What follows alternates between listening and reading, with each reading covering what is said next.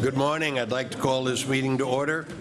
Today is Tuesday, July 15th, 2014. It's 9 a.m. We're at the Palm Coast Community Center for the regularly scheduled meeting of the Palm Coast City Council. Would you please rise and join me in a pledge of allegiance? I pledge allegiance to the flag of the United States of America and to the republic for which it stands, one nation, under God, indivisible, with liberty and justice for all. Thank you very much. Roll call, please.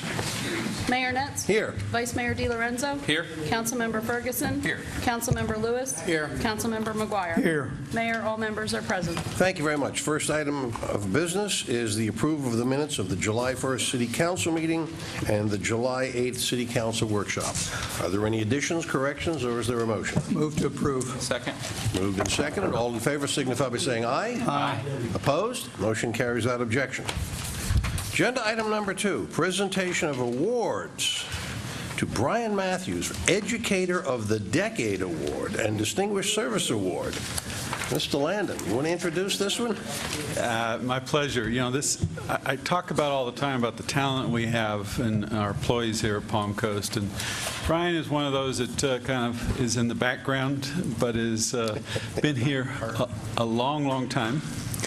Long before we were a city, and has been a huge contributor, not just here in Palm Coast, but in all of Florida regarding quality of water, drinking water. So I'll let Cindy take it from here. Okay, good morning. The Southeast Desalting Association has, in fact, named Brian Matthews, our environmental specialist, as its Educator of the Decade.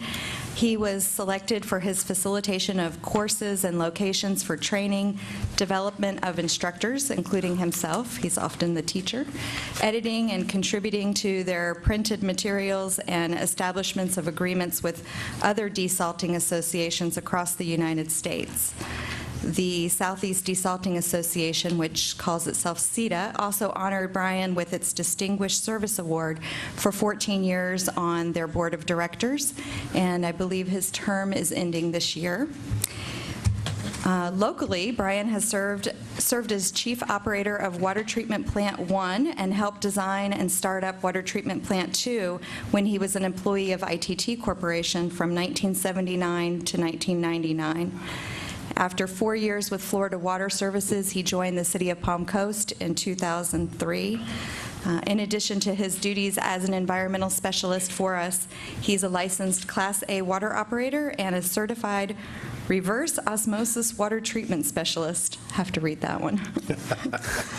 Brian's been on the CETA Board of Directors since 2000, and he served as chairman of the Membrane Operator Certification Committee.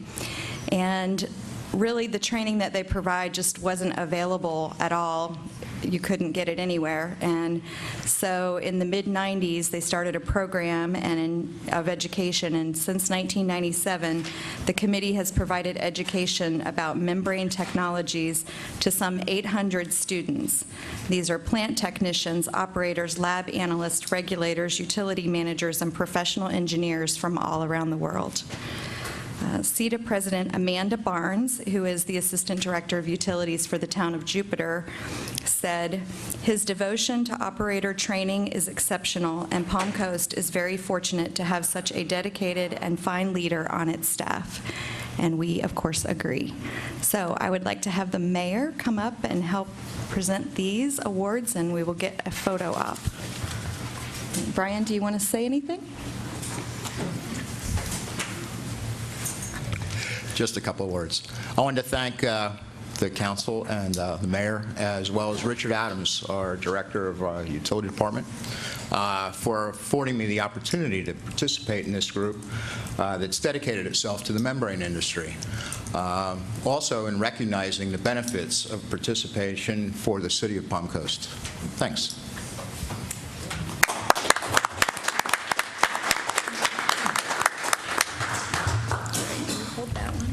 Do it right over here. I have a challenge for you. Oh, boy. Since you've met all these other issues without any difficulty, right now as we speak, there's not enough water in California, and there's much too much water in Ohio. Can you do something about that? Don't challenge him. You don't know him very well. He's going to start digging a canal tomorrow with a shovel.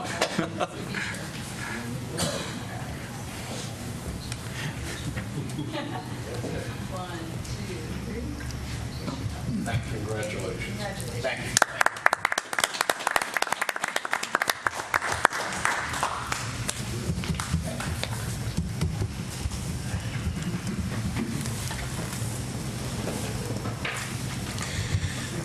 Moving along, agenda item number 3, second reading of an ordinance, future land use map amendment for 3 plus or minus acre parcel. Mr. Reichman. Yes, Mr. Mayor, Council. This is an ordinance of the City Council of the City of Palm Coast, Florida, providing for the amendment of the City of Palm Coast 2035 Comprehensive Plan as previously amended. This is pursuant to Section 163, 3187 Florida statutes, and amends the future land use map, or FLUME, for approximately 3-acre parcel from industrial, which is the Flagler County designation, to mixed use, the City of Palm Coast designation. The subject property is described in more detail in the legal description, which is an exhibit to this ordinance. This ordinance provides for conflicts, ratification of prior acts, codification, severability, and effective date. Mr. Landon. Mayor, City Council, if this feels like a rerun 4 times over, it's because it is. This is the 4th time you've seen this parcel. We recently annexed this parcel on the corner of Seminole Woods and State Road 100. It was part of the airport property, and you may recall there was a land transaction that swapped property. So the airport could have some additional property into the runway, and then this commercial property here on State Road 100 could be exactly that, contribute to our commercial base. The action in front of you, there's 2 items. The first one is the FLUME. This is a second reading. It is our designation for our comprehensive plan, and the second item is the zoning, which actually designates the zoning as commercial. So we have no additional comments, no additional presentation. Jose's here, prepared to answer any questions, but we have not heard that there's any additional issues that need to be discussed at this time. Council questions? Seeing none, opening to the public. As Mr. Landon points out, agenda item 3 and 4 deal with the same issue. They're just different administrative procedures. Anyone from the public wish to be heard on agenda item 3 or 4? Seeing no one approach the podium, we'll close the public portion meeting. Back to council. Additional questions, comments, or a motion on agenda item number 3? I move to approve. Second. Moved and seconded. Roll call vote, please. Vice Mayor DiLorenzo? Yes. Councilmember Ferguson? Yes. Councilmember Lewis? Yes. Councilmember McGuire? Yes. Mayor Netz? Yes. Mayor, this motion passes 5-0. Thank you. This brings us to agenda item number 4, an ordinance with a zoning map amendment. Mr. Reichman. Yes, Mr. Mayor. See, I remembered this time. This is an ordinance of the City Council, City of Palm Coast, Florida, providing for the amendment of the official zoning map as established in Section 2.06 of the City of Palm Coast Unified Land Development Code, amending the zoning designation for approximately 3 acres of certain real property from industrial, which is the Flagler County zoning designation, to the general commercial, or COM2, City of Palm Coast zoning designation, as described in more detail in the legal description, which is an exhibit to the ordinance. It provides for conflict, severability, and effective date. Mr. Mayor, this, again, of course, is quasi-judicial, so any ex parte communications since the first reading should be disclosed. Are there any ex parte communications to be disclosed? No, sir. None? Seeing none? Mr. Landon? My comments from the previous item were relevant to this one, too. I have no additional comments. Council, any questions? If not, we'll open the meeting to the public. Anyone from the public wish to be heard on agenda item number 4? Seeing no one approach the podium, we'll close the public portion meeting. Go back to council. Additional questions, comments, or a motion? Move to approve. Second. Moved and seconded. Roll call vote, please. Vice Mayor DiLorenzo? Yes. Councilmember Ferguson? Yes. Councilmember Lewis? Yes. Councilmember McGuire? Yes. Mayor Netz? Yes. Mayor, this motion passes 5-0. Thank you very much. This brings us to agenda item number 6, a resolution to establish the proposed maximum millage rate for fiscal year 2015. Mr. Landon. Mayor, City Council, this is our ongoing budget process. This is the first time that you're being asked to take action. It's preliminary action on the maximum millage rate. In other words, you will set the millage rate at the time of budget, but Today, you are required by law to set a maximum millage rate so people know that you cannot go above whatever rate you set today. Mr. Quinn will give you some background and history and a recommendation. Chris, take it from here. Thank you. Good morning, everyone. Morning. Before we get started, we do have at the back of the room on the table our budget glossary documents for anyone from the public that may need some help with some of the terms we'll be going over today. Just again, a quick overview. Our budget process is fairly lengthy. It actually starts in January. Up on the screen right now are all the steps we've taken to date. The second page is kind of where we're going. We're at the very first and second check mark, which was the general fund budget workshop, which happened last week, and then to adopt our proposed maximum millage rate. Again, the maximum rate is the rate that goes out on the trim notices in August that's sent out by Flagler County, and it's kind of the cap as to the maximum amount that City Council can set the millage rate at for the current fiscal year 2015 that we're budgeting. This is just a summary of the general fund at this point. The very top shaded section, very top line, compares our original 2014 budget to the proposed 2015 budget. Again, general fund only. It's an increase of about just under 2%, a little over $500,000. Overall, there's an increase, a net increase of 1.5 full-time equivalent positions in the general fund. The very bottom unshaded area is the estimate budget for the current fiscal year, and we've had kind of two changes this year from our original budget, both of those related to construction projects. One was the repayment of the loan for the City Hall project, and the other was a land purchase on Bulldog Drive. That's the difference between the original budget and the final estimated budget for the current fiscal year. So our millage rate discussions, we took a look at our millage rate history and our property value history, again noting that 2008 was our peak. Since then, we were just under 50% less in taxable value than we were back in 2008, and about 25% less in total taxes collected than we were in 2008. Again, this is just a graphical display of the actual tax collections from 2008 to 2014. Started at about 20 million, and we're just a hair over 15 million, and we've been flat for the last 4 years. Again, this is our millage rate comparison, where we kind of look at our peers in terms of population. Palm Coast having the third lowest millage rate in the state. Also important to note that all of the others on that chart levy a public service tax, and Palm Coast does not levy a public service tax.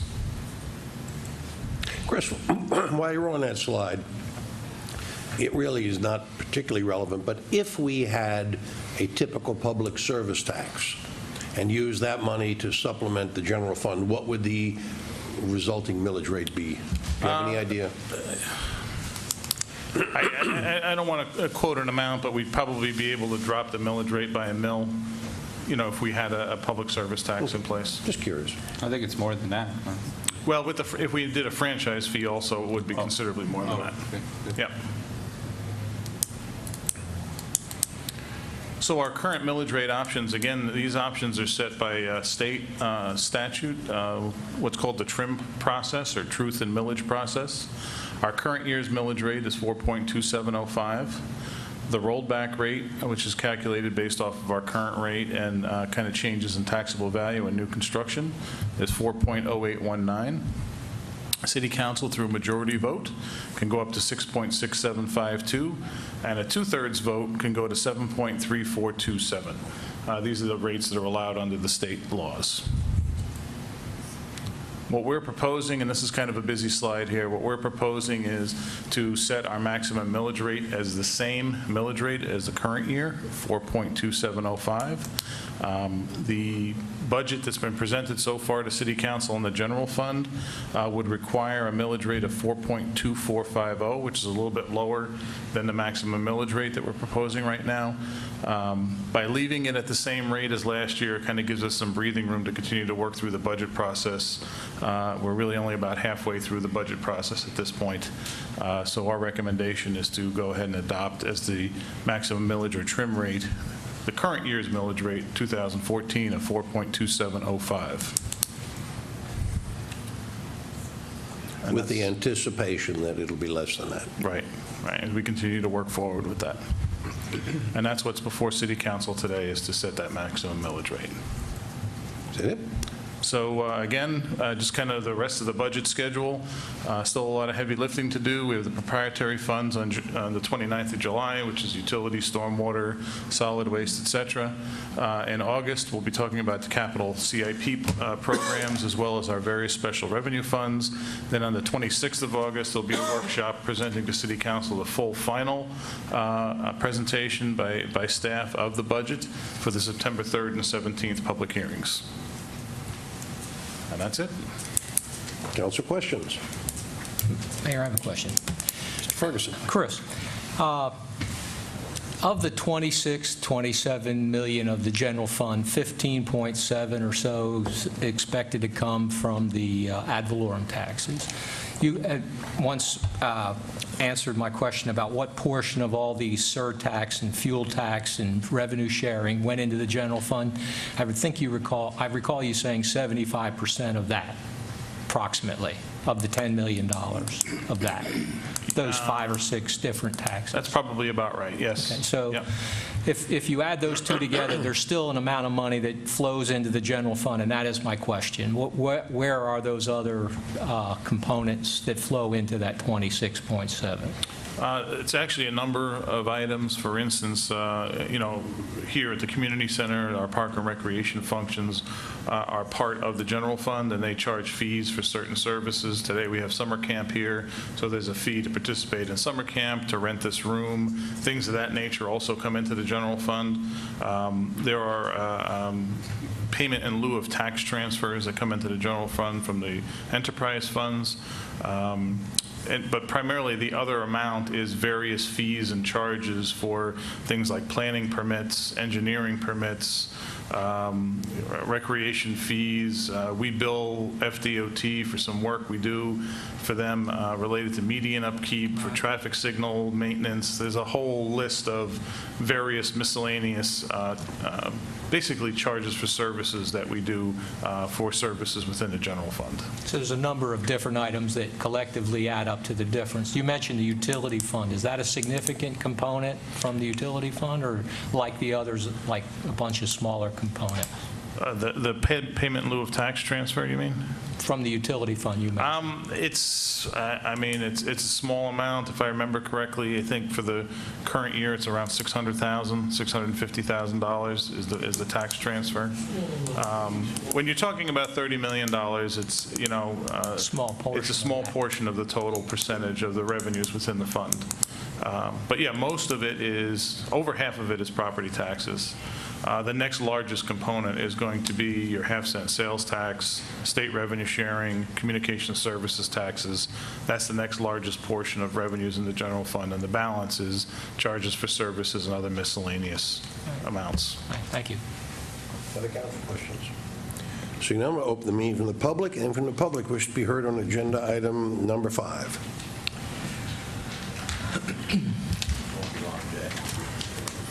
John Erpelding, our section. A couple of months ago in the Observer, Mr. Ferguson had responded to either the reporter or whatever about what he said is if the people want us to put something on the ballot, all they got to do is ask. Well, I'm asking, put your budget on the ballot. Since I've been here, moved at Palm Coast, your millage rate has gone from 2.95 to 4.2. Now, I don't know if anybody here has been over a third grade education, but that's somewhere in the neighborhood of 40% increase. That's a hell of an increase. What you're asking for right now is for the permission to run it from 4.2 to 6.0 on a vote by the city council. That's another 30% increase. Now, I don't believe that any government should be allowed to walk in, raise taxes 30, 40%. And mind you, I appreciate our low taxes still, but a budget is a budget. And I don't believe any government should be allowed to raise taxes that amount without that going to the people to do that. If y'all remember your campaign pledges, fiscal responsibility, lower taxes, along with a couple other things, let's start fulfilling them. Let's go to the people. If the people want to give you 10 mil, I'm all for it. If the people don't want to give you 10 mil, then work within the budget the people want you to work within. Thanks. Thank you. Next speaker.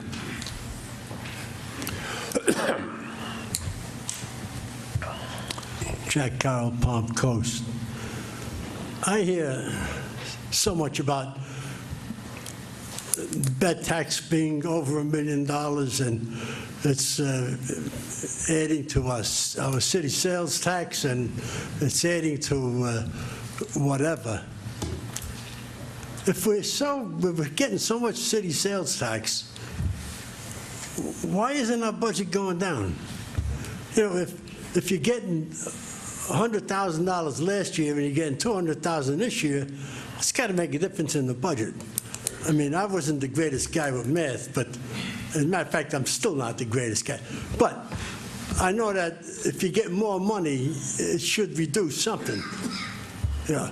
Why don't you why did you just take that money, that extra money, and take the $100,000 off the tennis courts and the golf course? That's $200,000 you can take off the budget, right? And you're getting it from someplace else. So what I would like to know is just what's happening to that extra money that we're getting from all these sports activities, which is great. You know, I appreciate that, and I appreciate the extra employment that it's creating. But I'd like to know where the money is going. Everybody's talking about this great upheaval of this money coming into the city. But our millage rate ain't going down. Our taxes ain't going down. Our budget doesn't seem to be going down. It's better coming somewhere. So just tell me where the money is going for the extra money we're getting. Thank you. Next speaker.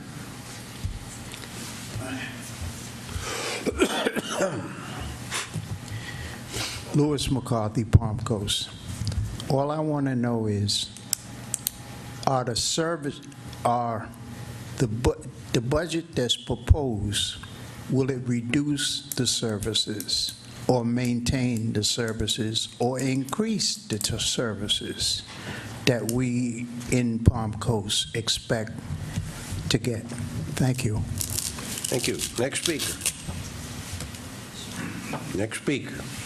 Seeing no one approach the podium, we'll close the public portion. We can get back to council. But first, Chris, the first comment. The millage rate percentage increase has nothing to do with tax increase. The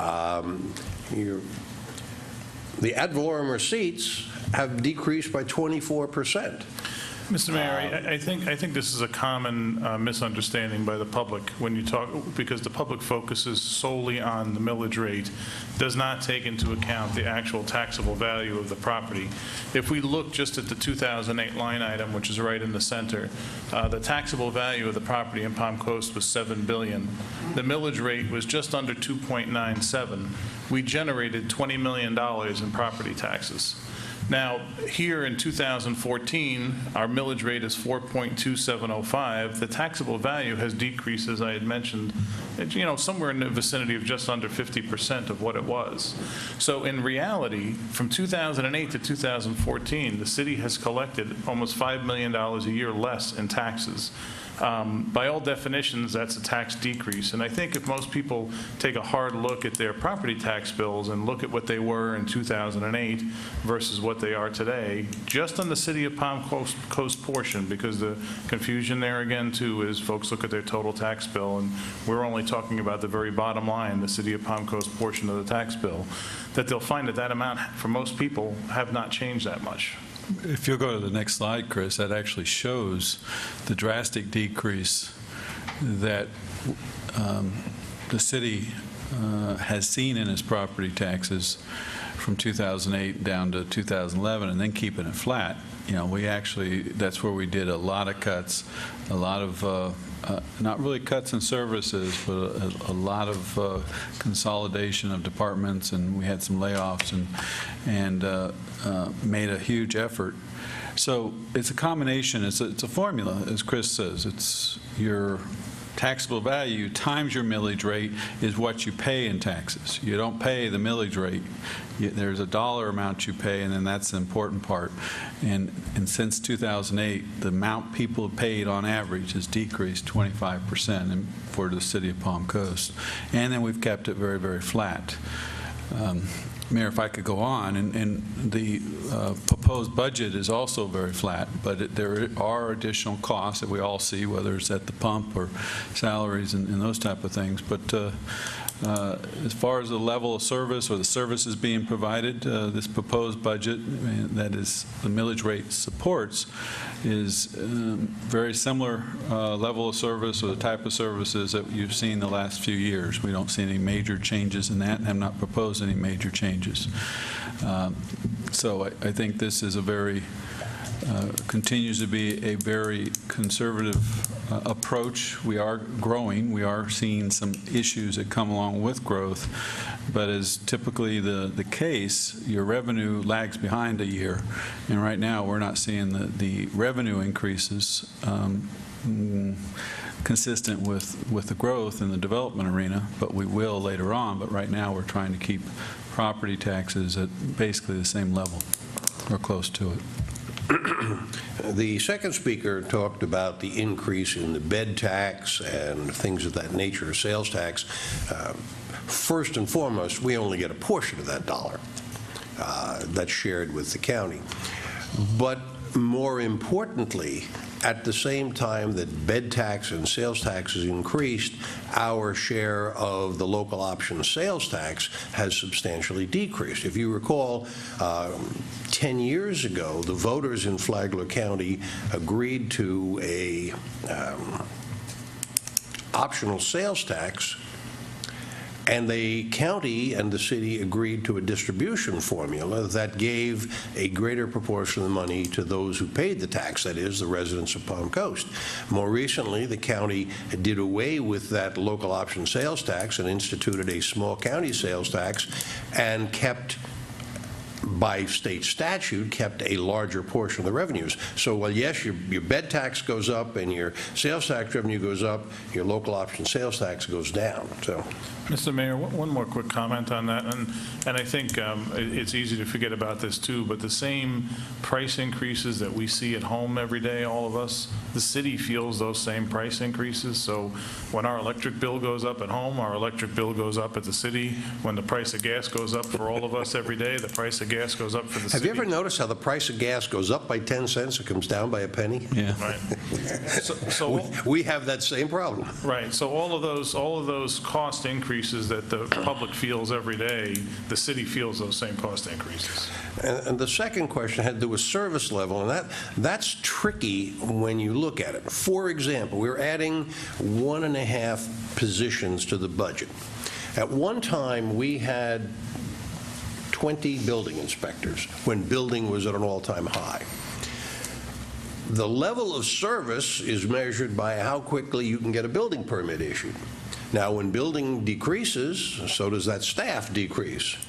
You're still getting the turnaround time of your building permits the same. But now, as we're seeing building increase, does the increase in 1.5 positions mean that there's an increase in service level? Actually not, because the demand is higher. The service that is received by the applicant, the builder, the developer, whomever, is about the same as it's always been. So to your point, the service level is pretty much the same. Yes. We're not cutting services, although we've made cuts over the years. Now we're in a kind of a level mode. Mayor, Mr. Ferguson. I think we should add also Mr. McGuire's work with the TDC. Mr. Carroll asked the question about the increased bed tax. The grant that was just awarded for Indian Trails field expansion. Bill, you're probably better equipped to remind Mr. Carroll where some of that bed tax money flows back to Palm Coast. Well, the easy answer to Mr. Carroll's question is that the city has not decreased services to its citizens. The bed tax is a complicated thing. The money that comes in, as the mayor cites, is split between us and the county, and what it's used for is the county sets the budget for the TDC.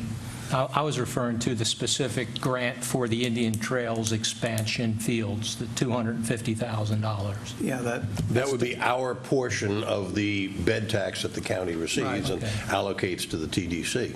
It was But actually- understand that the TDC doesn't fund just projects in Palm Coast. I understand. They fund, I was just trying to address Yeah. Mr. Carroll's question. Mayor, if I could, a couple other things. One thing, it was a $150,000 grant from the $150,000. yeah. The I wish it were 250. yeah. The other thing is Chris, if you could go back to the slide that shows the options, there was a comment from the one person Yes. that said that council was considering raising the rate to over 6 mills. That's not the case whatsoever.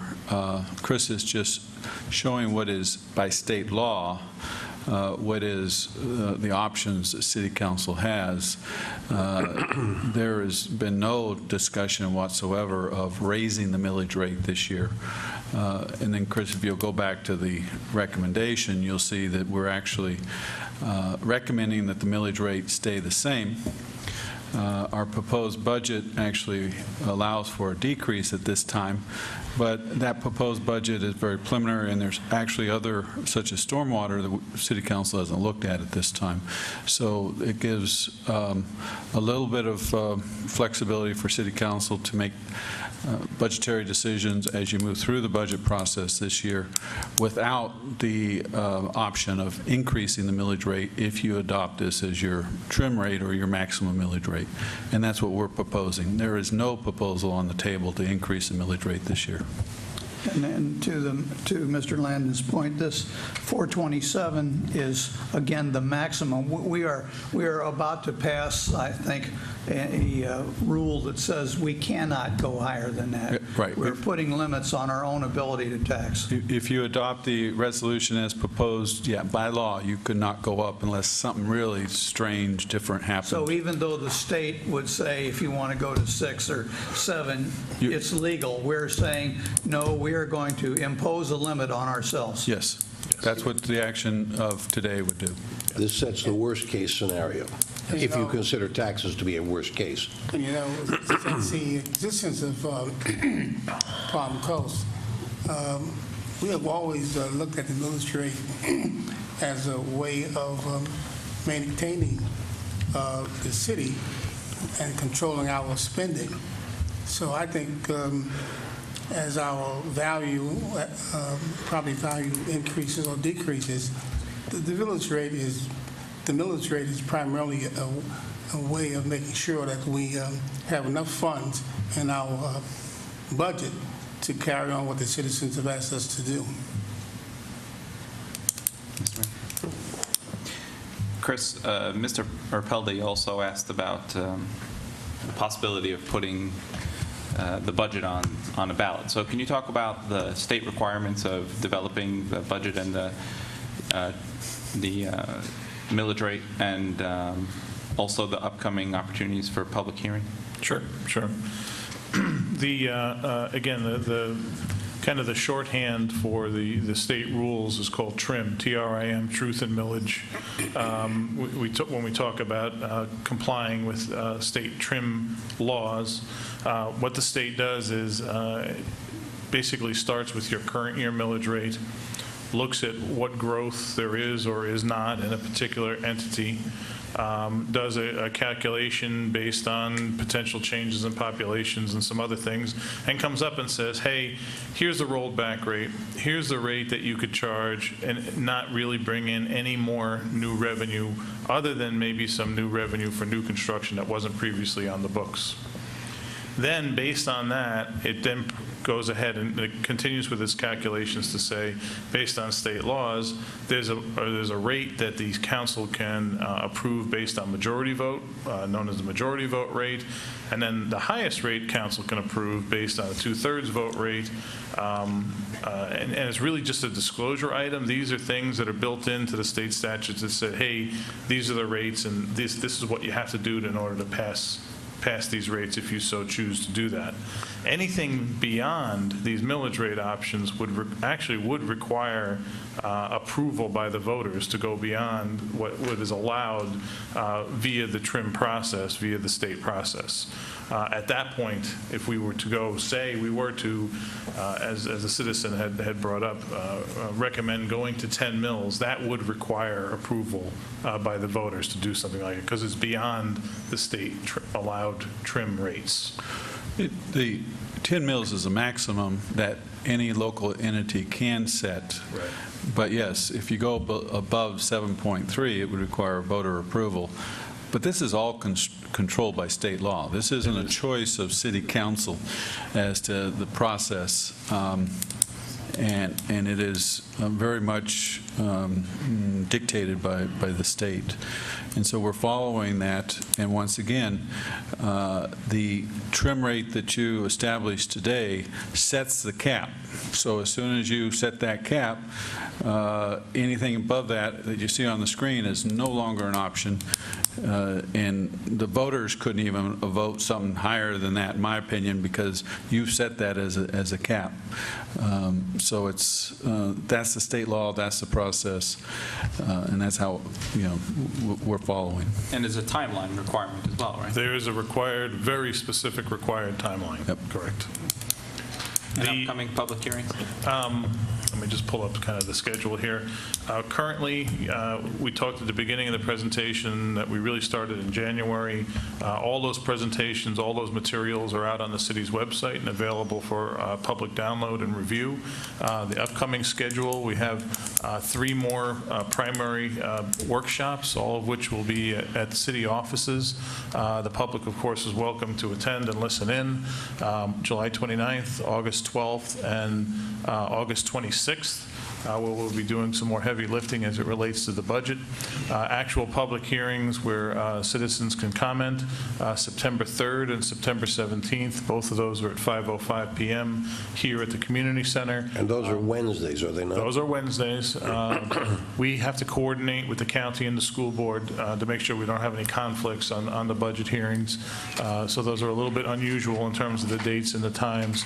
And that's where the basically... The county gets first pick, school board gets second pick, and we get what's left over. We always get the leftovers, yes. So again, the actual TRIM notice, which is the white notice, that many of which wind up in recycling bins unopened, that comes from the county, that will actually list the proposed millage rate that would be adopted here today, not just for the city, but for all the local taxing entities.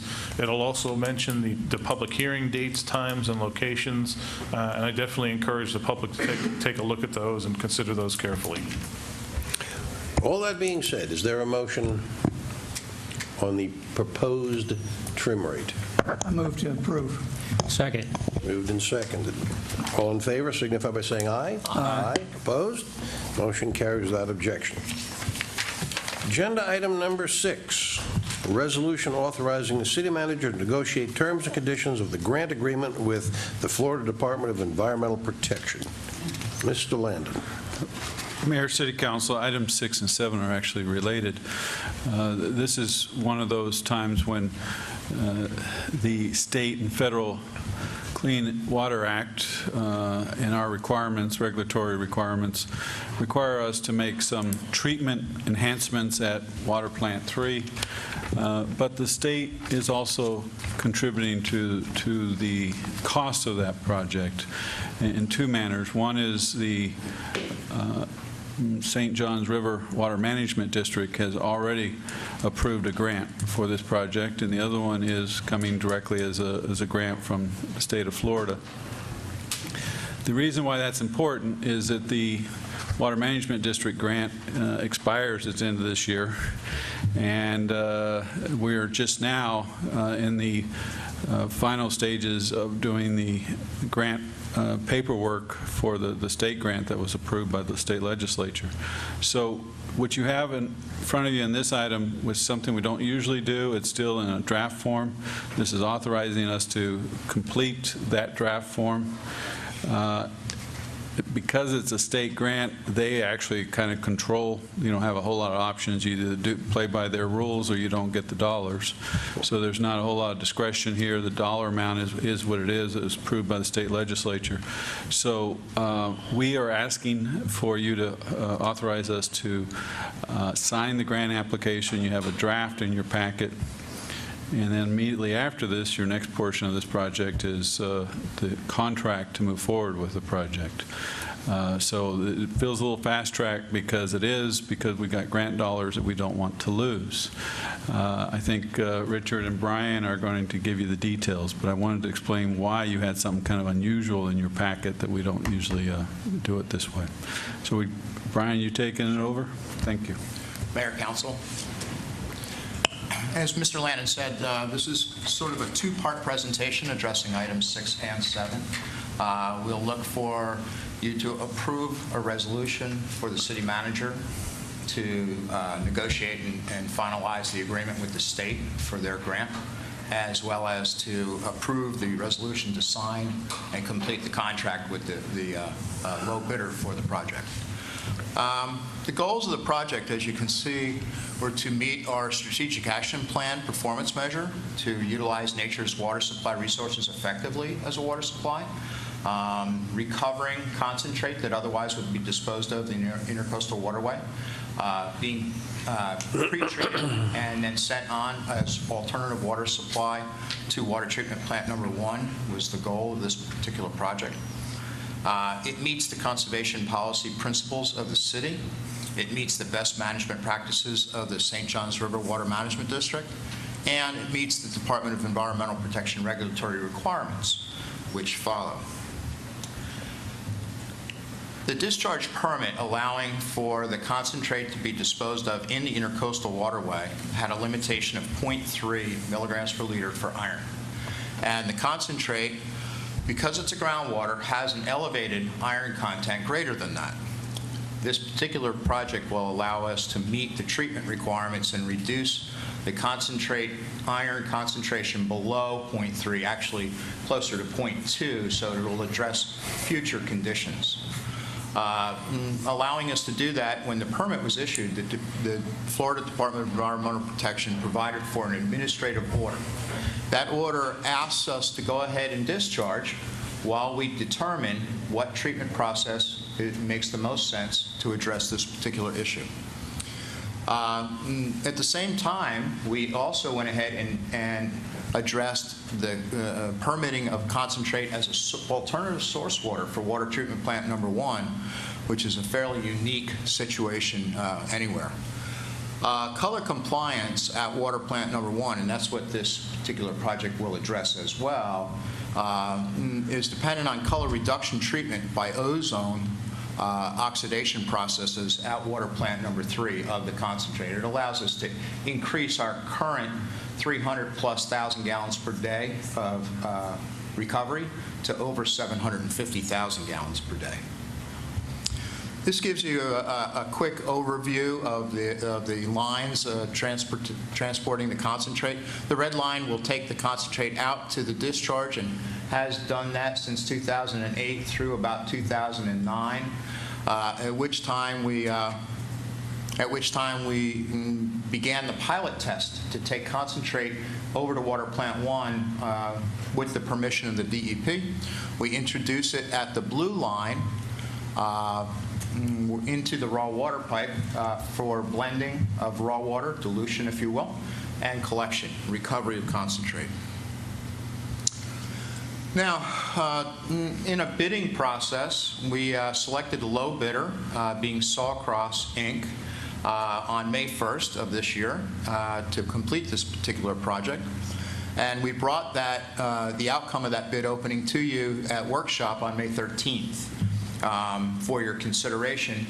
And we asked you to delay the allowance of signing it because of this pending state grant. We didn't want to place it in jeopardy. At the time, we could have signed the contract, but then the state may have said, well, you know what, you're not acting like you need our money. So we're going to go ahead and take you off the list. Instead, we waited to get ourselves firmly placed on that list before we asked you to allow us to sign that contract. And what was in jeopardy at the time was $375,000. That's a fair amount of grant money, and that is not match money. That's actual grant money. The system is reasonably simple, frankly. It's two parts. One is an ozonation process for oxidation of organic-based color, and it will allow us to recover 2 trains worth of concentrate, upwards of 750,000 gallons per day. The second part is the cartridge filtration process for iron reduction. For all intents and purposes, we raise the pH a little bit. The iron doesn't want to stay in solution. The filters will remove it from that solution. And so it's not there at discharge. And that's only in our plan. Frankly, we have not discharged since 2009, and to my recollection. We've recovered every drop of concentrate since then, making best use of that raw water. Now, you might be asking, well, how are we going to pay for all this? Well, the total project budget was $1.58 million, and the design and permitting, including engineering services during construction, was $162,000. The construction cost, including contingency, was $1.407. Your packet will say $1.328 is the low bid, but that did not include the contingency. The 5-year capital improvement plan bond funds are where the money is actually coming from. And of course, we didn't necessarily anticipate these grants at the time, so we went off for the whole money, and we procured the bond money at that level. The Water Management District liked the project enough to say, hey, we'll give you $500,000 towards it, and you match it. And then more recently, Mr. Landon alluded to earlier, the legislative funding grant came in at $375,000. So you can see we're receiving a lot of outside funding because this is a very important project to the industry. Today, your next steps for today would be to ask you to approve a resolution to initiate the construction contract with Sawcross and to authorize the city manager to finalize the DEP grant funding agreement. And as he said earlier, the agreement's in your packet. It's very draft at this point, but we're sending off today information to the state that allows them to tailor that agreement to Palm Coast, which would allow the city manager to go ahead and finalize it. With that, would there be any questions? Council questions? Seeing none, we'll open the meeting to the public on agenda item number 6. Anyone from the public wish to be heard on agenda item number 6? Jack Carroll, Palm Coast. This, what we're getting from the water management and the state is about $800,000. So that means we got to put the rest in. Am I right or wrong? I don't know. So, but what I want to know really right now is this is a future proposal until we get the money and we can start building. Is that iron coming in through my faucet? We'll get an answer to that. Next speaker. Next speaker. Seeing no one approach the podium, we close the public portion of the meeting. No, this project is not dependent on the grant. This is something that we have to do. This is part of the EPA requirements. The grant money simply make it easier to do it. Richard, right now, is Mr. Carroll getting excess iron in his drinking water? Well, he does get iron, but it is within the limits established by the EPA and the DEP. Well, let me Every year, I believe, every year, we publish an analysis of the drinking water that says, here are the things that you have to measure, here are the parameters that are set by the federal government, and here's what you got in your water. And to the best of my knowledge, we have never exceeded any of the EPA Safe drinking water. limits, guidelines. Yes. And Mayor, that's the important part. That's going to the faucets do not exceed any of the limits. We're talking about the concentrate. We're talking about what we're taking out of the drinking water so that you don't receive it in your faucet, and then removing the iron from that so that when it goes in intercoastal, our water system, it also doesn't have that iron in it. So it is basically, you might say, a two-step process, making sure we take out the iron that goes into your faucet that you drink, but then also make sure it doesn't go back into the water system. So wanted to just verify or confirm that what we're talking about is reducing the iron in the residual concentrate, the byproduct of the treatment process that doesn't go into your drinking water. And this has been brought out before, but I think it's important to understand that the end result of this is that we will gain an additional 750,000 gallons of water a day. If you didn't have this process in place, that would require, Richard, how many gallons a day do you get out of a well? You would have to drill, 3 wells. construct, maintain, and refurbish on a regular basis 3 additional wells. So environmentally, this is a very, very good thing to do. California would love to have our 750,000 gallons. Economically, it's good, and wells are very expensive to operate, maintain, et cetera. So economically, it's a good thing, too. Additional council questions, comments, or a motion on agenda item number 6? Move approval. Second. Moved and seconded. All in favor signify by saying aye. Aye. Aye. Opposed? Motion carries that objection. Agenda item number 7, which is the second half of this issue. This is the awarding of or the approval of the contract for the actual construction. Any additional presentation? I don't think so. Any council questions on agenda item number 7? Anyone from the public wish to speak on agenda item 7 separate and apart from agenda item number 6? This is the actual the contract for the construction. First, let me say this. If you're talking about, we're in the limits with this iron, which whatever the limit is, but you're still going to build a plant to take this iron out. So in other words, we're getting what you're going to take out. So I don't know if I'm making myself clear. I understand your question. Yeah, okay. Now let me ask you this. When they bid for this project, and it's the lowest bidder, is the lowest bidder the best bidder? No, that's what it's okay to get a low bid, but if they do the work sloppy, then the low bid ain't worth beans. So I was just wondering about that. Thank you. Next speaker. Okay, I understand Mr. Carroll's first question. After you filter out the iron, you said using cartridge filters, what happens to the iron?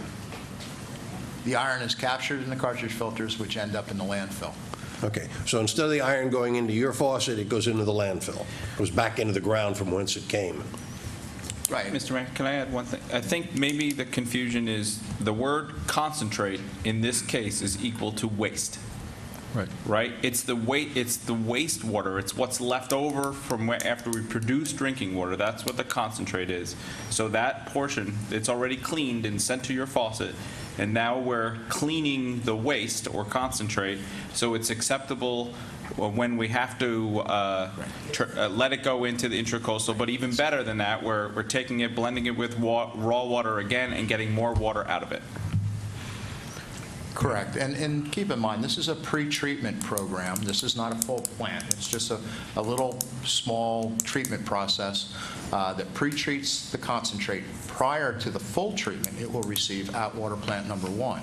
And in order to have a reduced iron concentration in the liquid, as it gets to water plant 1, we have this discharge. And keep in mind that it's more for the discharge to comply with the permit's discharge limit of 0.3 milligrams per liter than for any other purpose. And our intent is to virtually never use the process because we don't want to discharge.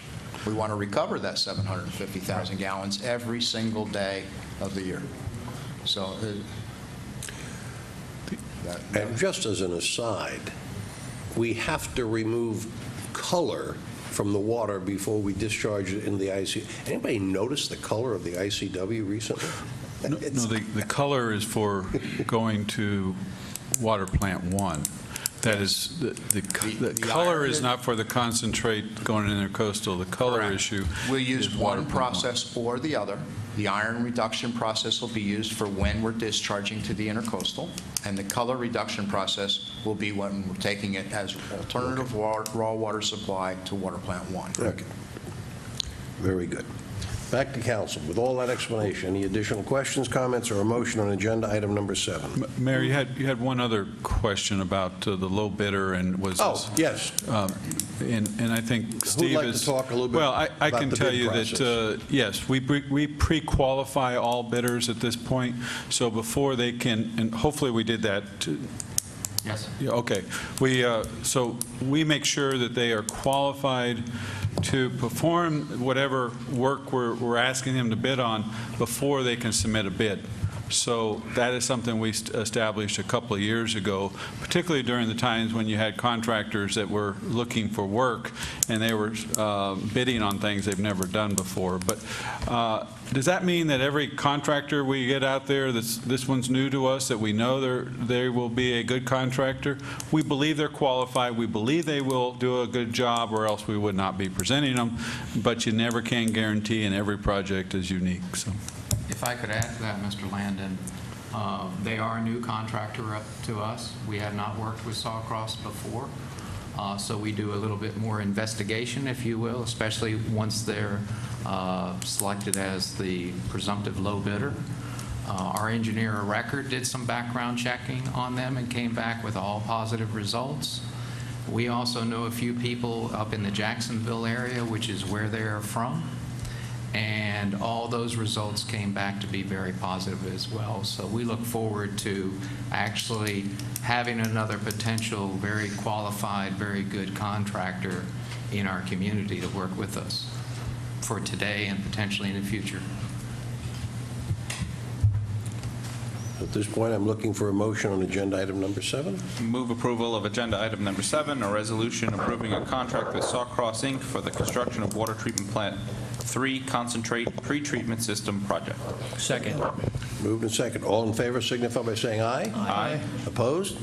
Motion carries without objection. At this time, I would like to call for a recess of the City Council meeting and to convene the CRA Board.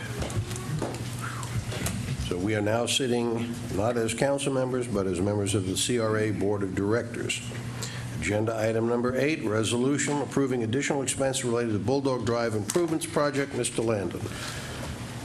Mayor, City Council, this is the Bulldog Drive project is an interesting term because it's a lot more than just Bulldog Drive. It includes really 3 main purposes. One of them is to reduce the likelihood of flooding at the high school, FPC. By design, the high school is low and the parking lot has always been kind of the overflow. Many times there's 3 or 4 inches of water in the parking lot when students, parents, faculty were trying to get to and from school. This is, hopefully will eliminate that. We've also had some structural flooding at the high school, and we're hoping to eliminate that with this. It also involves State Road 100. most people have driven by it and seen a lot of asphalt, relocating the entrance of the high school, the main entrance, because historically there's only been 2 through lanes, and when school was getting started or ending, you had people turning right that would use the through lanes as their turn lane, and then the left turn lanes into the school were not long enough, and oftentimes they overflowed into through lanes. So you had kind of a parking lot, a bad situation when you have a state highway. So we're solving that problem too. And then, of course, Bulldog Drive is a main entrance into the town center area. And this is to turn the old county 2-lane broken up road into a city street with landscaping and the path along the west side, etc. The funding for this, and that's why you're sitting as a CRA board right now hearing this item, is strictly from the State Road 100 CRA funds, this Community Redevelopment Area funds. In other words, they are the funds that are paid for, or tax dollars paid by the town center area property owners. This is not your general tax dollars. All these tax dollars come from the CRA boundaries, which is that area around our town center.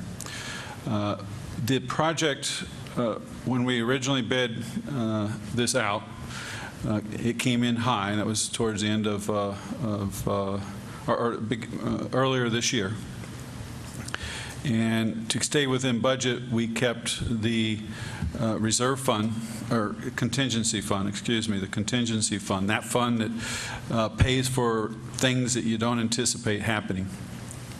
A project like this where we had a lot of underground work, a good example was as soon as we lowered the ponds, we found out, the school found out that they had pipes underneath their bus area that were deteriorating badly. Those are the kind of things that you don't know until you actually lower the water. We've had a few of those. Our contingency was only 4.5% for a street construction project like this with this amount of underground work. The standard in the industry is 10%.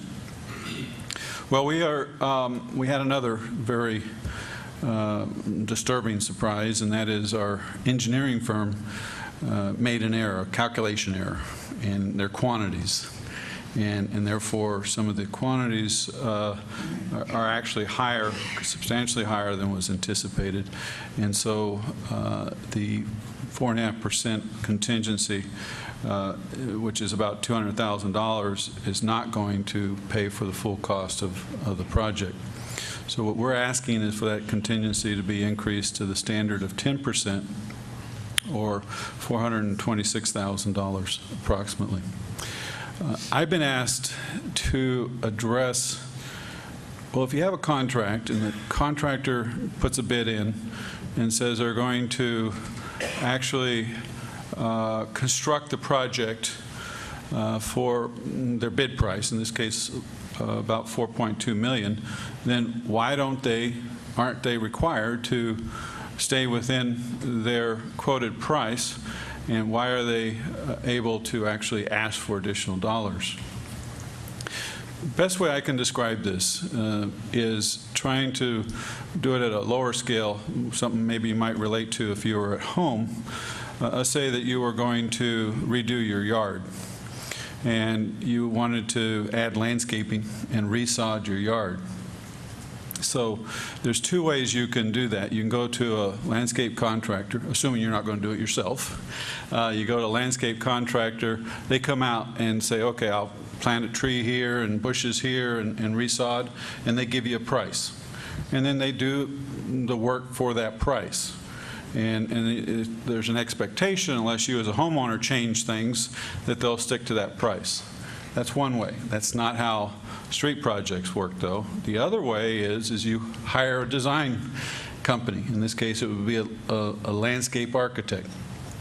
And the landscape architect then puts together plans and says, okay, let's say they're going to do 5 new trees and 50 new bushes and 5,000 square feet of sod. They then, you can take those plans and you go to 2, 3, 4 landscape contractors, and they give you a price for those plans. And what happened in this case for Bulldog Drive would be the equivalent of the contractor comes out, he plants his 5 trees, 50 bushes, and lays 5,000 square feet of sod, just like he said he would for that price. And only half your yard is sodded because the calculation that your design person didn't calculate the square footage correctly. So you can't tell the contractor at that point, you got to stick to your price, but sod the whole yard.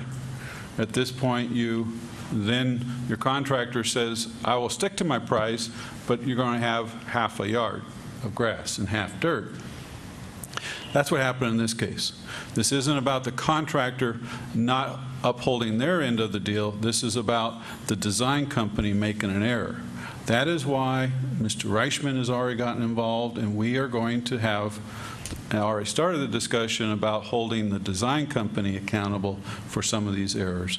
In the meantime, if we do not proceed with this project, we're going to have half a lawn. We're going to have half a street in this case, yes. And that's obviously unacceptable. And it's not because the contractor is doing anything wrong, it's because there was a math error.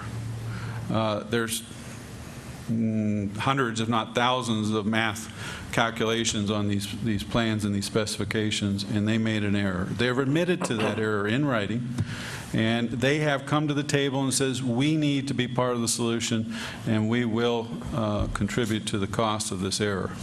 Now, Mr. Reichman can help me on this, but it's an interesting, we always have to follow the state law. And the state law is made it very clear, and the courts have made it very clear, that when you go to your design company, your private design company, and say, okay, you made an error, therefore the cost of the project's higher than anticipated, you need to pay that additional cost. That's actually not how it works by law. That if they had made the correct calculation, you would have had to pay for that cost of that total lawn. Therefore, the engineering firm would say, if I had made the right calculation, you would have had 10,000 square feet of sod from the beginning.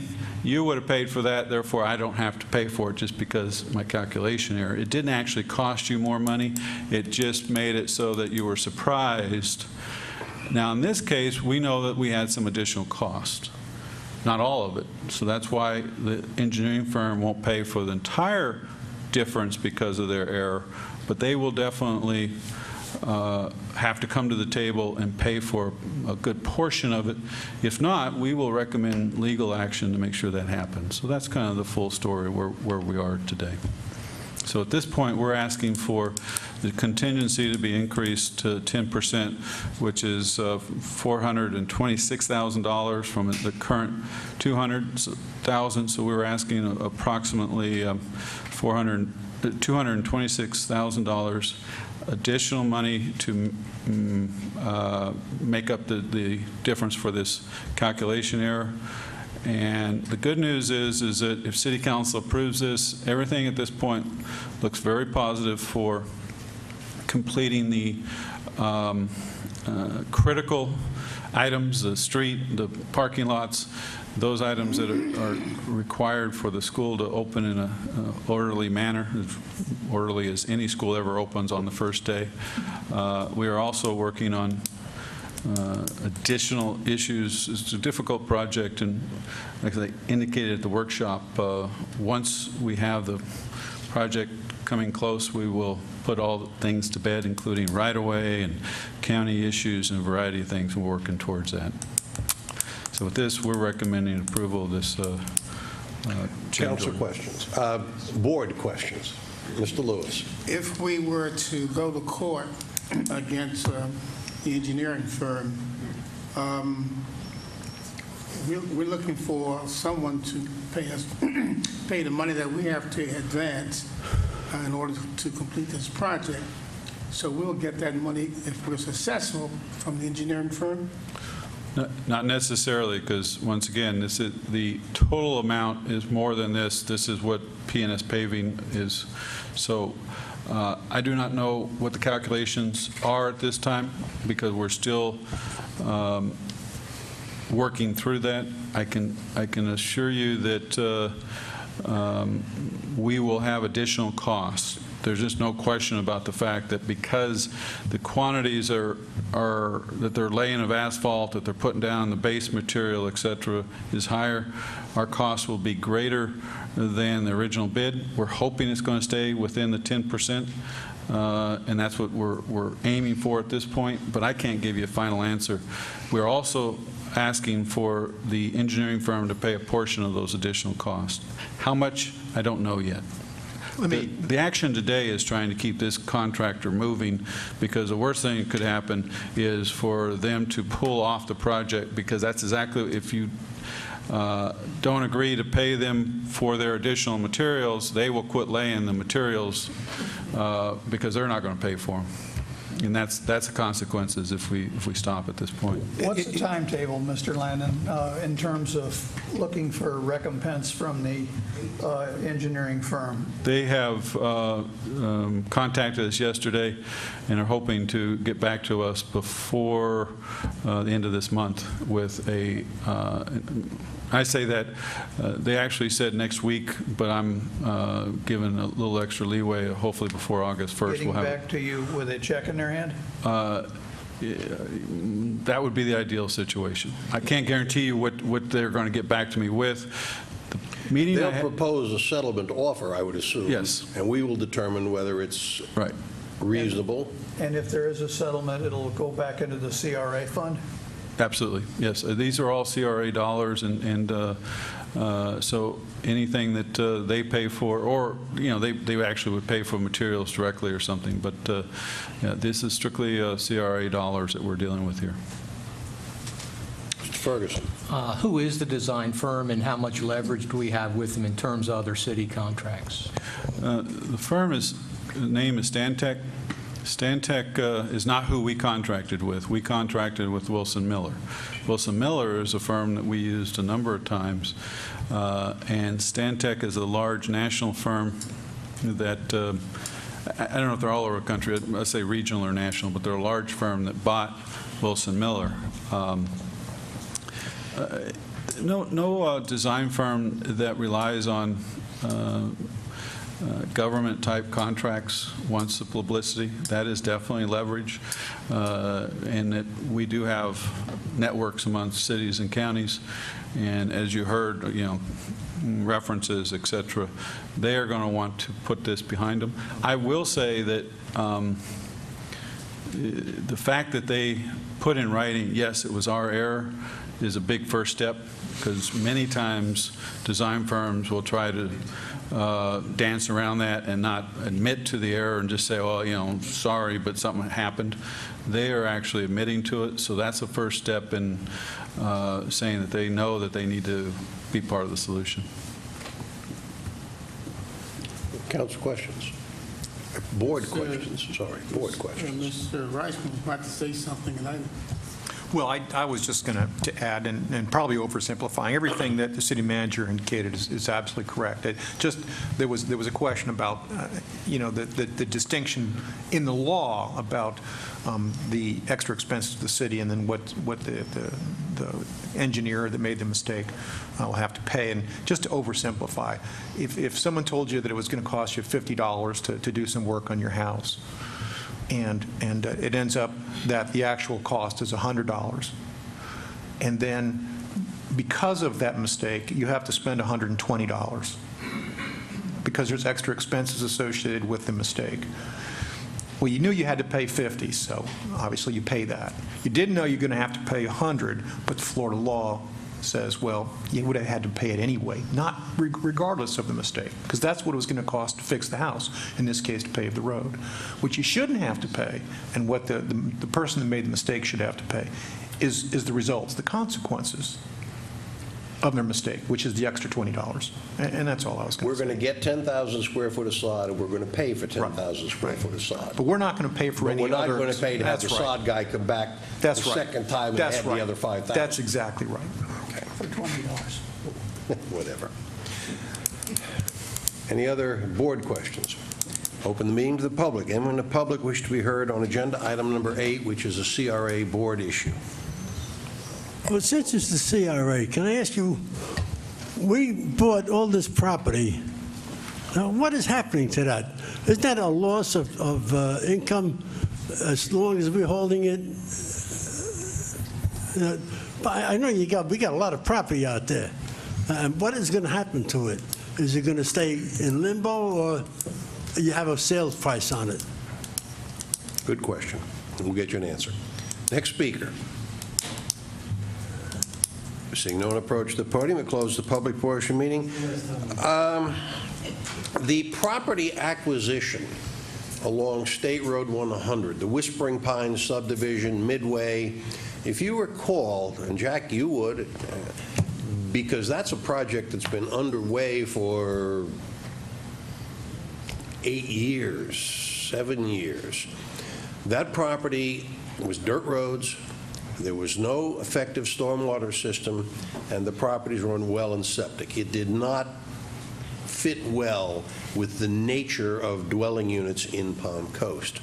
Quite a few years ago, and I think I was the only one sitting on City Council at the time, made a decision that it would be appropriate to acquire these properties so that they could be upgraded. And over a period of a number of years, we never did eminent domain, we bought negotiated purchase price, we bought these properties.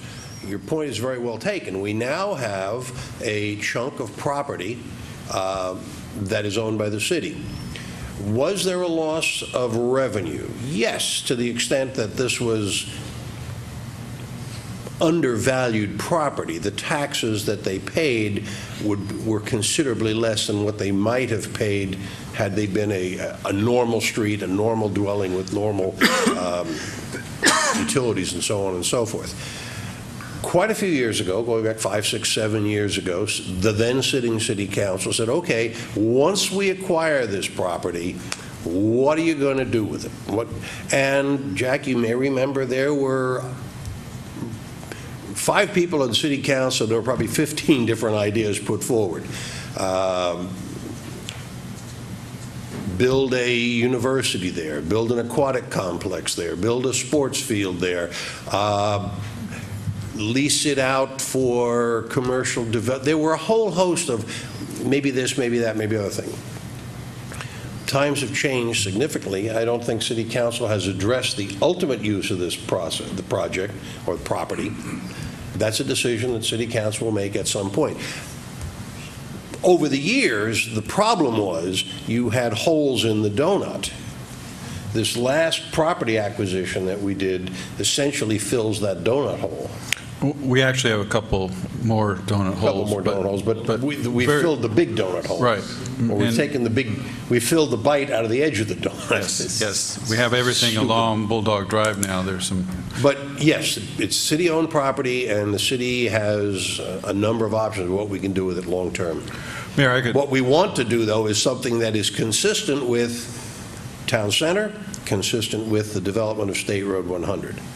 We don't want something weird there. Mayor, I can give you an update. Now, we are right now scheduled to close on the last property, the Asram property there on Bulldog Drive tomorrow. And that is one of those big hole in the donut.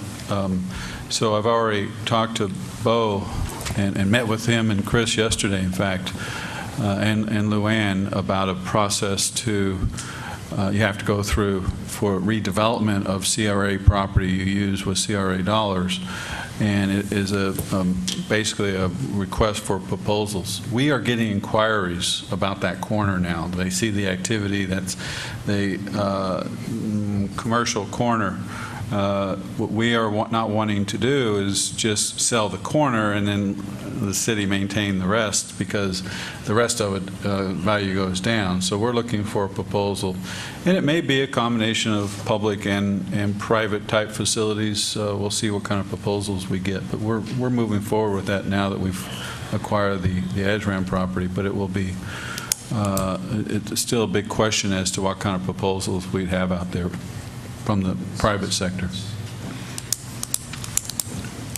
Back to City Council, additional questions, comments, or back to the board, additional questions, comments, or a motion. Move approval of agenda number 8, resolution for State Road 100 CRA approving additional expenses related to the Bulldog Drive improvements project. Second. Moved and seconded. All in favor signify by saying aye. Aye. Opposed? Motion carries that objection. At this time, we will adjourn the CRA board meeting and reconvene the meeting of the Palm Coast City Council. Now we're sitting as council members. And this brings us to the consent agenda, items 9 through 14. I'll point out for the public, agenda item 9 is the city council action that confirms the action that the board just took. But before we pass on the consent agenda, does anyone from the public wish to speak on any of the consent agenda items 9 through 14? Seeing no one approach the podium, we'll close the public portion of the meeting. Come back to council. Agenda items 9 through 14. Council wish to remove anything from the list? If not, is there a motion to approve the consent agenda as presented? Move approval. Second. Moved and seconded. All in favor signify by saying aye. Aye. Opposed? Motion carries that objection. This brings us to the public participation portion of the meeting. This is the opportunity for the public to speak on anything that was not on today's agenda. Anyone wishing to speak, come up to the podium, give us your name, limit your contribution to 3 minutes.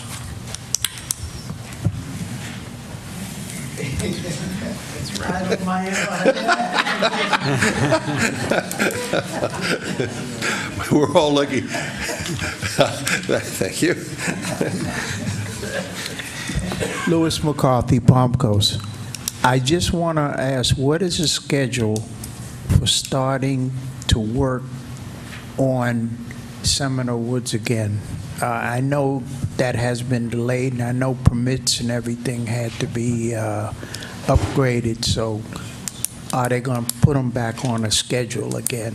I see my friend Taylor back there, so I I know he's You beat him to the interested in punch. that. I beat him to the punch. That reminded me now. Now look what you did. Jack Carroll, Palm Coast. I know that the project going along, to widen the streets, but with all this rain, are we still, on schedule? I'm just wondering about that. We'll get you an answer. Next speaker. So you don't approach the podium, we'll close the public portion of the meeting, come back to council. But first, Mr. Landon, Seminole Woods. We had to delay it because of permitting. Then we sent our crews off to do some other work. When do we anticipate getting them back to continue? We, right now, the crew that was on Seminole Woods is at Indian Trails Middle School, working on the additional ball fields. That was planned. That was a planned schedule so that we were out there with the construction during the summertime when the students weren't there. So right now, our priorities are are associated with getting things done for school, Indian Trails, and then somewhat with the Bulldog Drive project, although I don't think we have any crews there right now. Met last week with Richard Adams, Tony Capella, and the priority is get out of the school property as quickly as possible, and then once we get off of school property, then we'll look at the schedule as to Seminole Woods and other things that we had already planned. So we still very much committed to Seminole Woods this year. The dollars are there. I can't tell you right now because don't have that schedule. But it won't be while school is It won't be until school is open. Once school is open, there's... Then we will redo the schedule, and Tony and his crews and Richard and our project managers, we've already talked about it, they have to get back together, put that schedule together, and so that we can start giving you answers. But right now, Understanding that city council and our residents want to see that project move forward. Absolutely. And we are committed to that, obviously. So that is happening. Yeah, it's life. Life is what happens when you're planning something else, and we weren't planning on a sidewalk along a street getting tied up with wetland permits. That was a new one on me, because there were some wetlands adjacent to the right-of-way that we had to address. But we will get back to it. If I could, Mayor, go on with the schedule of other projects? Yes. Want me to? What has rain done to our schedule? Yeah.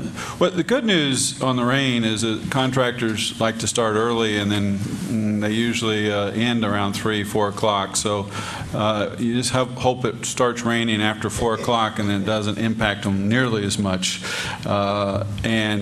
Let's do Palm Coast Parkway, 6 laning. That's the biggest project. I have not heard anything, but that is going on schedule, and no major delays there that I've heard of.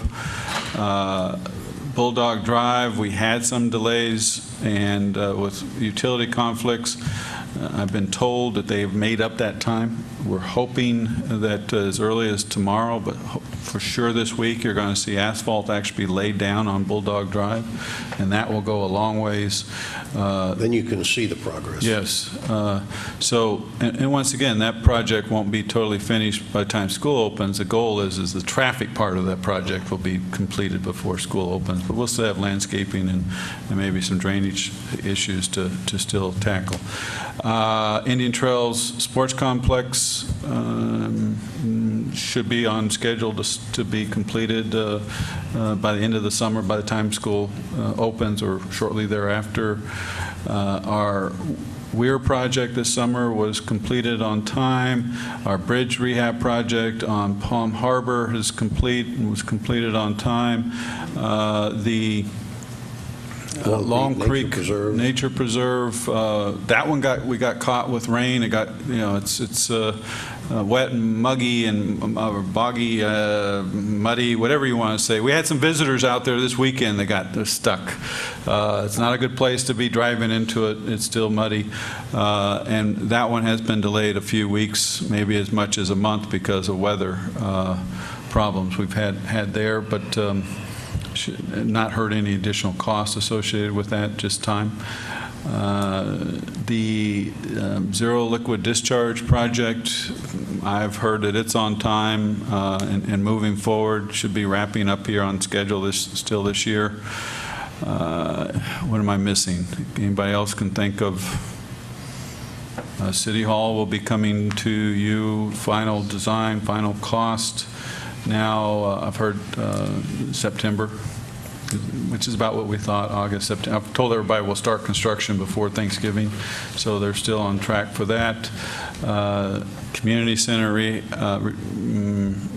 rehab and addition, they're just now getting started on design. Oh, Holland Park, I believe that one is about ready to go out to bid. The design is pretty well complete, and in the first phase of that, we're about ready to go out to bid. You'll see the bid documents or the bid proposals come your way maybe as early as August, September, August. Yeah, let's say September so that we can maybe do it before September, but still this summer. Am I missing something? What about the dog park? Well, that is Holland Park. That's part of Phase 1 of Holland Park. That's part of Phase 1. It's a lot more than just the dog park, but that will be the improvements to the dog park will be part of that. Yeah, there's a lot going on. I'm trying to think if I missed anything. And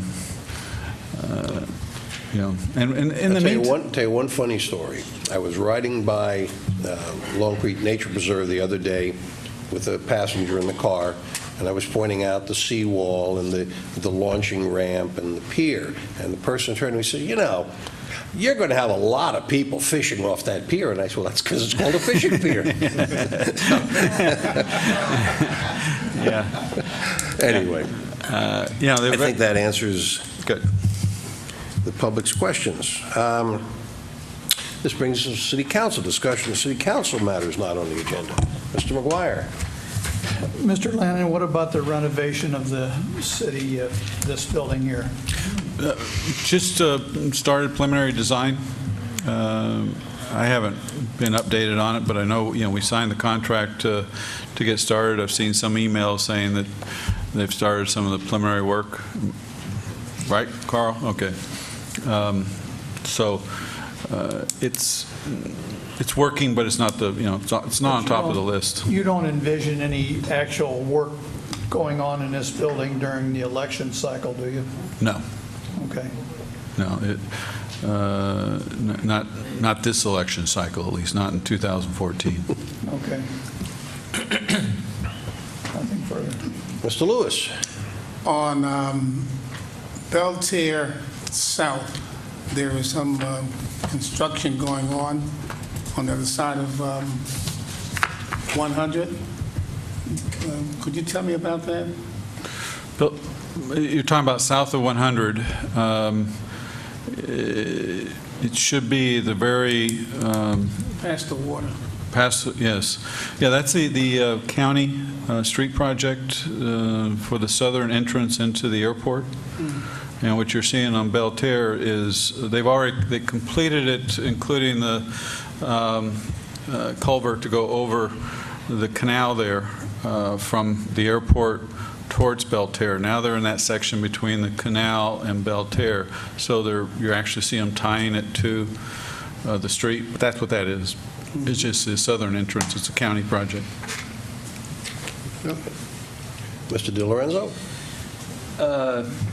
We get monthly reports from the sheriff's office that discusses or shows crime activity, and I just wanted to point out some year-to-date changes that have occurred, because I think they're fairly significant. And reduction in crime across. This is for the city, not just not all of Flagler County, just for the city. But homicides are down 67%, robberies are down 37.5%, aggravated assault slightly up 2 cases, 3.2%. But in total, violent crime is down 8.8%, property crimes are down 13.8%, and assault and battery is down 30%. So a lot of good news there in that report, and we get these monthly, so I just want to point out, because I don't remember us really ever talking about them. So some really good news from the Sheriff's Department. That's all I have, sir. Thank you. Mr. Ferguson. Nothing to offer. Just 2 things. I'm probably going to preempt a couple of Mr. Landon's comments, but this evening, Food Truck Tuesday at Town Center. If the weather holds off, we'll have a nice activity down there. And July 19th, in the morning, 8 o'clock, we're going to have a dedication ceremony at Waterfront Park for the installation of a couple more of the Blue Heron statues. So it's a kind of a neat thing to come down, and it's not broiling hot at 8 a.m., so feel free to join us. Discussion by City Attorney of matters not on the agenda. Just one short matter having to do with the red light camera lawsuit. That was the appeal that was brought before the Supreme Court. City of Aventura filed a motion for rehearing. I guess they didn't get a chance. Their lawyers didn't get a chance to make all of their arguments, so they had some more that they wanted to make. So, we're going to follow that, but we're going to be pursuing all of the directions that we've received. But I just went in case you had heard something that there is indeed a motion for hearing that had been filed by the City of Aventura, which is the decision out of the 3rd DCA. The City of Orlando did not file a comparable motion for rehearing. So that'll be heard in due course by the Florida Supreme Court. And if anything comes from that, of course, we'll let you know. But we're going to move forward exactly as directed. That's it. Discussion by City Manager of items not on the agenda. I think all my updates I've already highlighted, and yes, a lot going on, a lot of positive things. So stay tuned, I guess. That's all I have. Mr. Vice Mayor? I move we adjourn. We stand adjourned. Thank you very much for your participation.